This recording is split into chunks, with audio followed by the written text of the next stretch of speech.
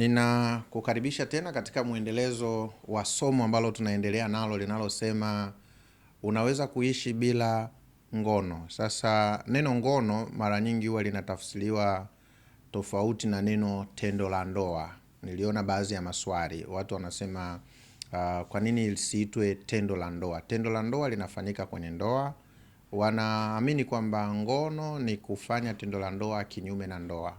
Lakini natamani uelewe kwamba sisi tunachoangalia tunazungumza na asiyeoa.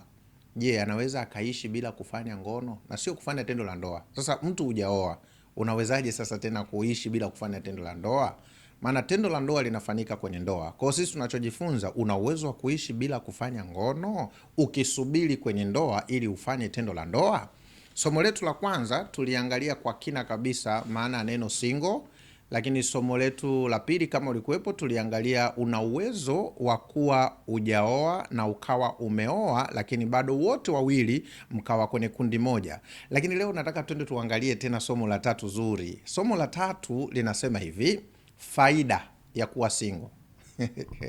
Faida ya kuwa single. Unajua dunia imekuwa na mtazamo mbaya sana. Unatafsiri single kama vile ni kutokuwa mtu wa maana.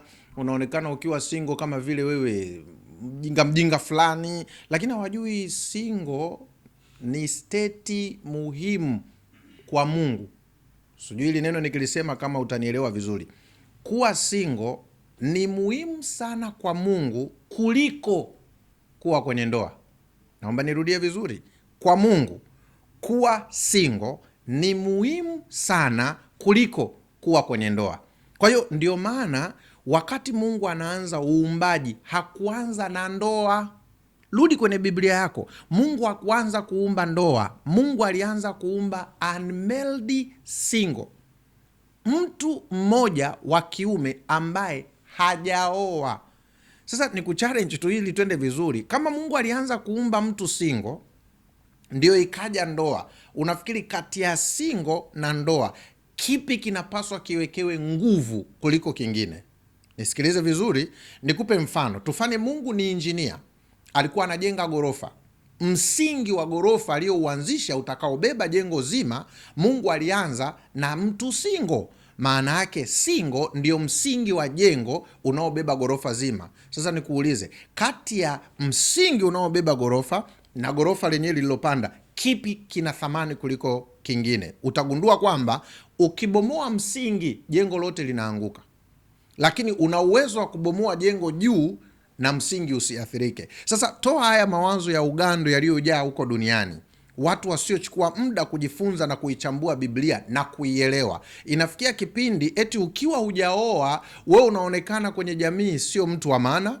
Ukiwa hujaoa ushirikishwi baadhi ya vikao, unaonekana ni mtoto. Lakini laiti watu angalijua kuwa bila mwanamke ndio state ya kwanza binadamu aliyoanza nayo. Kitabu cha Mathayo 6 fungu la 33 linasema hivi, utafuteni kwanza ufalme, alafu ukiutafuta ufalme, hayo mengine yaliyobaki Mungu atakuzidishia. Sasa watu wengi wanaposoma hili fungu wanashindwa kutafsiri vizuri maana ya neno ufalme, ambapo mwandishi Mathayo anasema tafuteni kwanza ufalme wa Mungu na hayo mengine yote mtazidishiwa. Cha msingi unachopaswa ujiulize, tunaposema tafuteni ufalme wa Mungu na hayo mengine yote mtazidishiwa, ufalme wa Mungu ni nini? Kitabu hicho hicho cha Mathayo 6, ukiwa na muda usome haya mafungu nayo kwambia, fungu la 9 na lile la 10. Ni sala ya Bwana. Yesu anawaambia wanafunzi, mnapotaka kusali salini hivi: Baba yetu uliye juu mbinguni, jina lako litukuzwe, ufalme wako uje, mapenzi yako yatimizwe hapa duniani kama uko juu mbinguni. Lakini sikiliza, ameanza na Baba yetu uliye juu mbinguni, jina lako litukuzwe, alafu likaja ile neno ufalme wako uje. Na kule kwenye 6:33 anasema utafuteni kwanza ufalme wake na hayo mengine yote mtazidishiwa. Na hapa kwenye sala ya Bwana anasema ufalme wako uje, mapenzi yako yatimizwe. Yatimizwe wapi? Hapa duniani kama uko juu mbinguni. Je, ufalme wa Mungu ni upi? Mungu ni mfalme, anatawala mbinguni. Huyu Mungu akaumba dunia na kwenye dunia akamweka mtawala mwanadamu. Mwanadamu alipewa kutawala dunia na Mungu, lakini Mungu ndiyo mwenye dunia.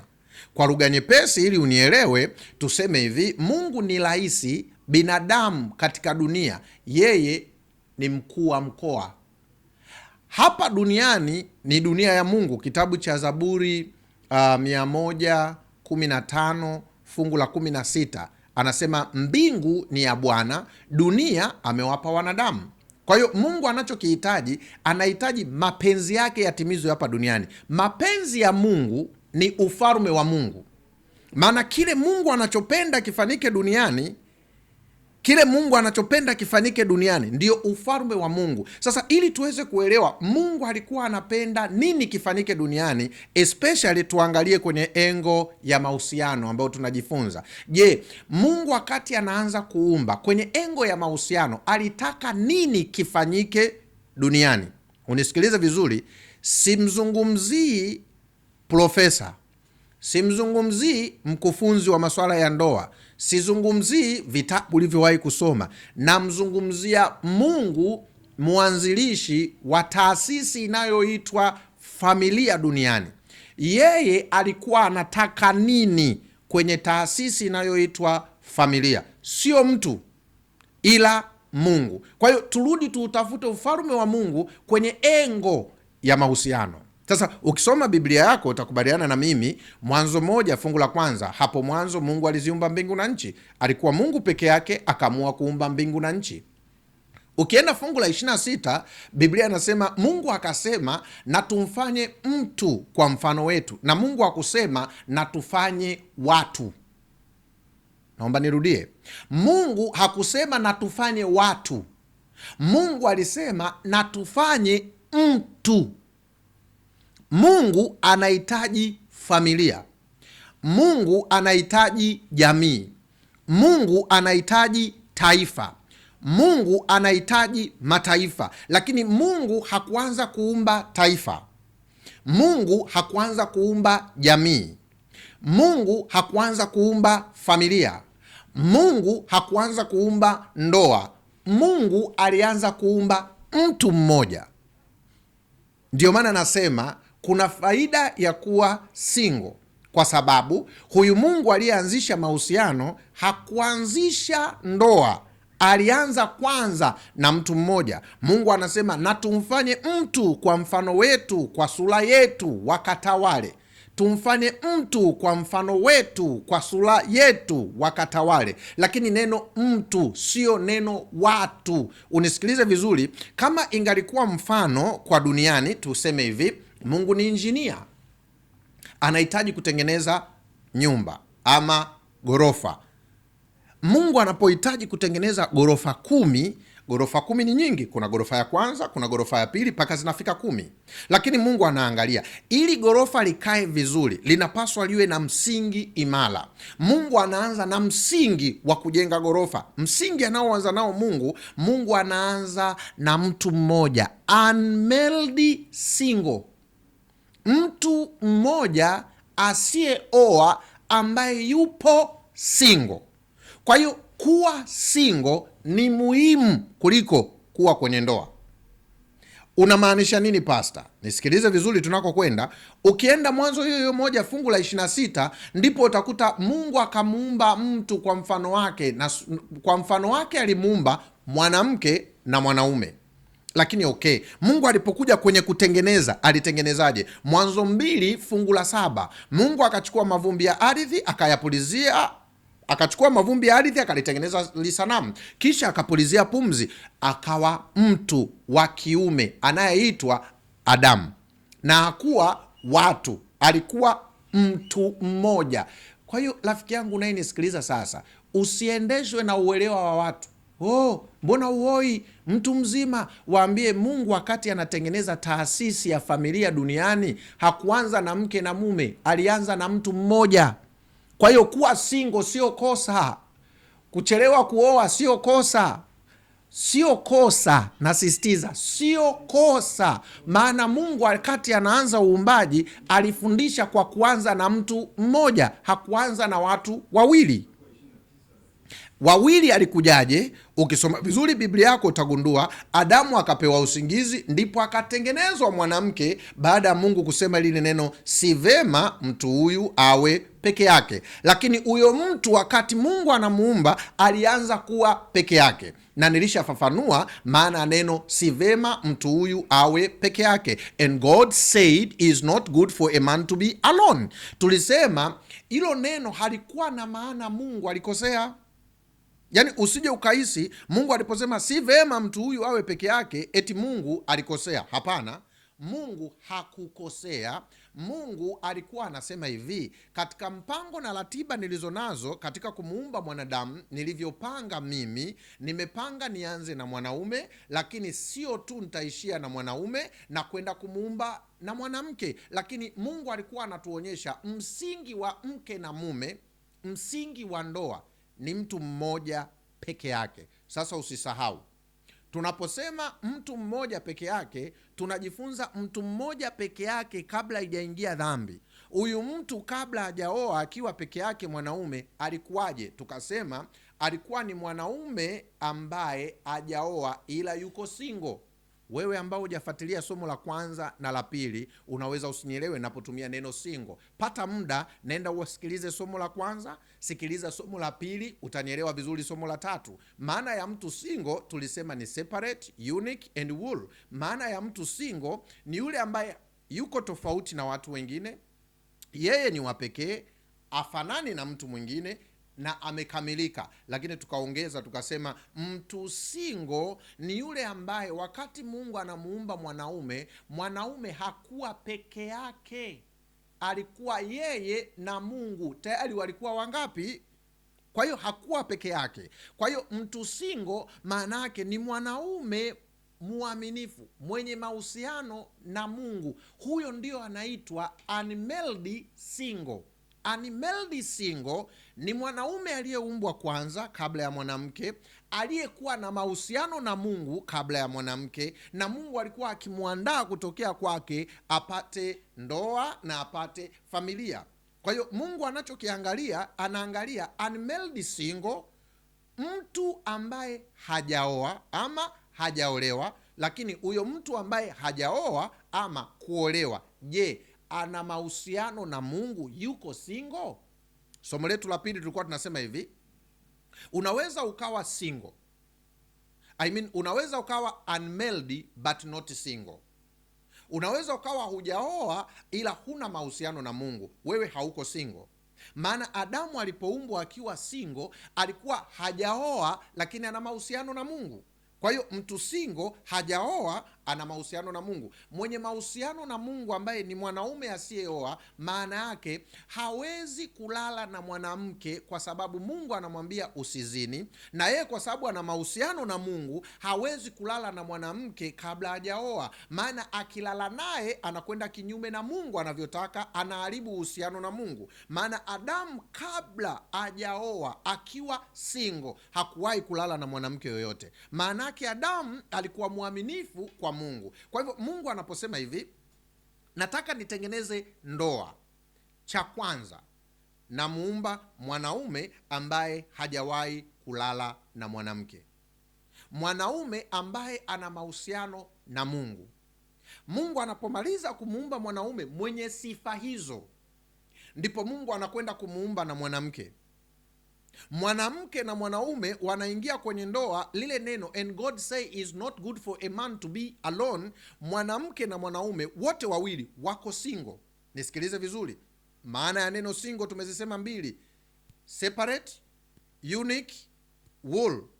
Aliye tofauti na wengine, wa pekee, aliyekamilika. Lakini maana ya pili tukasema kuwa single maana yake ni mwanaume mwenye mahusiano na Mungu. Kwa hiyo Adamu kabla hajawa na mahusiano na mwanamke alikuwa na mahusiano na Mungu, alikuwa single.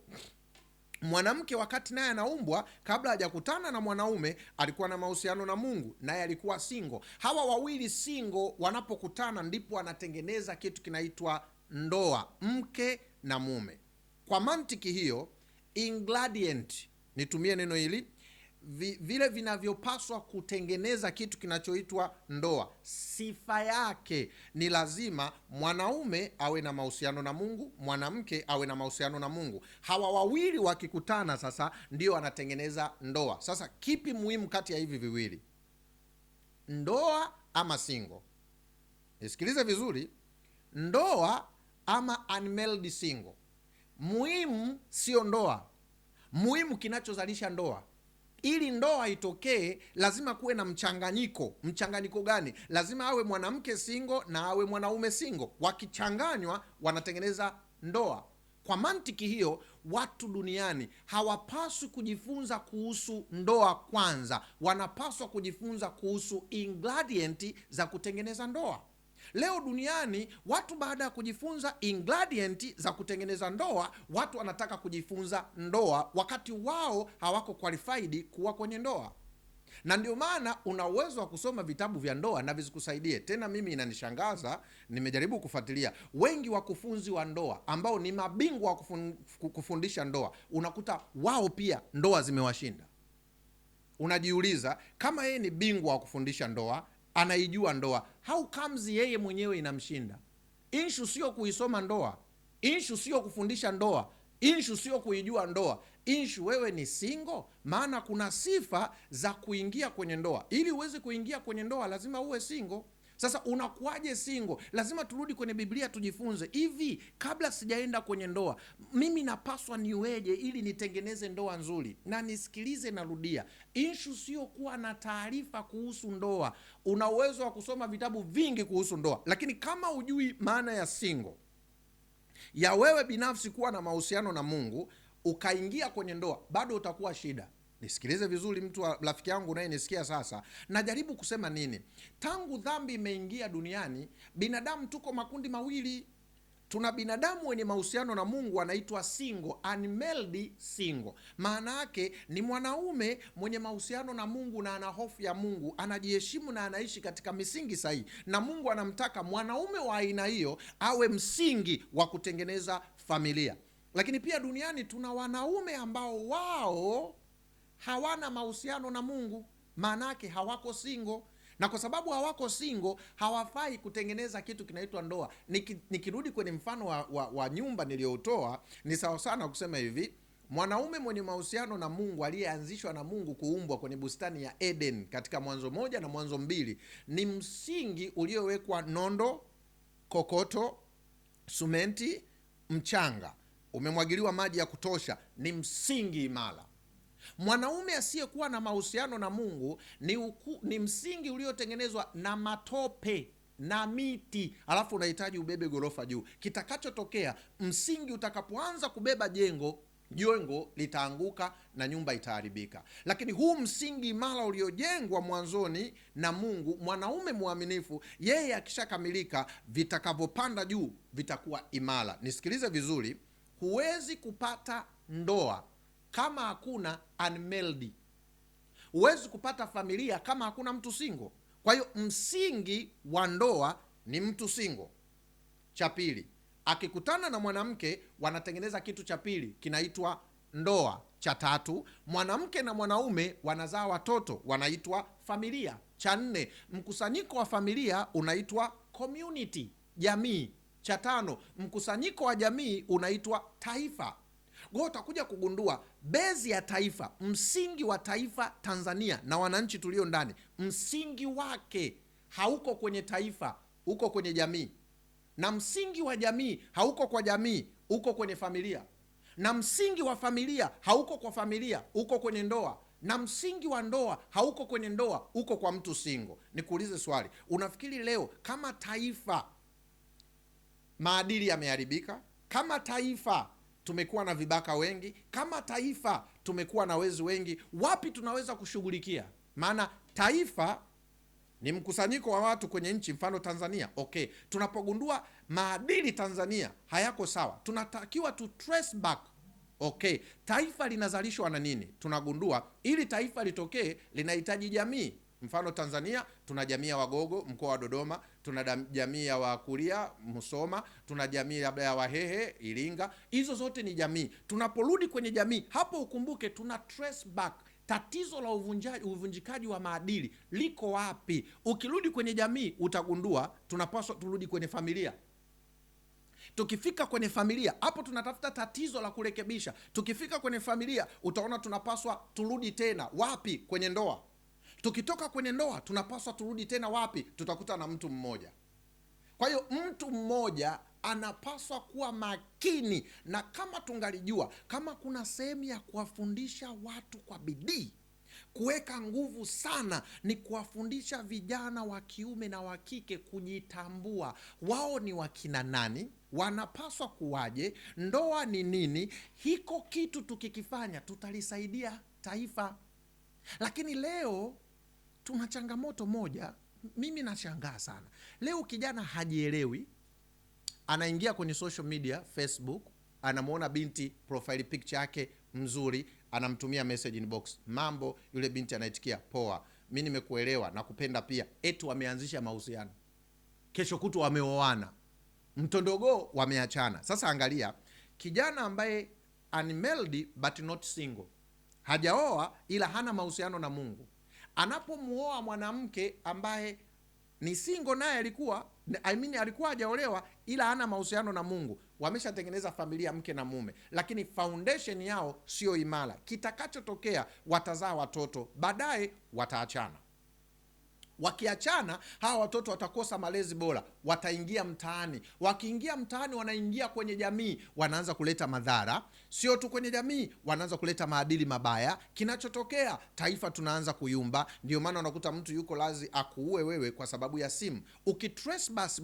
Ukitrace back, ukifuatilia kugundua mgogoro huu umeanzia wapi, utagundua chanzo cha mgogoro uko kwa mtu mmoja, kijana mmoja ambao hakulelewa vizuri, hakujengwa na mahusiano mazuri na Mungu, akamuoa binti mmoja, akamtesa huyo binti kwenye ndoa, akatesa watoto wake, kisha wakaachana. Na ndio maana ninakuhakikishia leo, nakwambia kuwa single ni muhimu sana, lakini kama umenielewa maana ya single kuliko kuwa kwenye ndoa, kwa sababu usipokuwa single ukaingia kwenye ndoa, hiyo ndoa haiko salama, wala hiyo ndoa haina maana.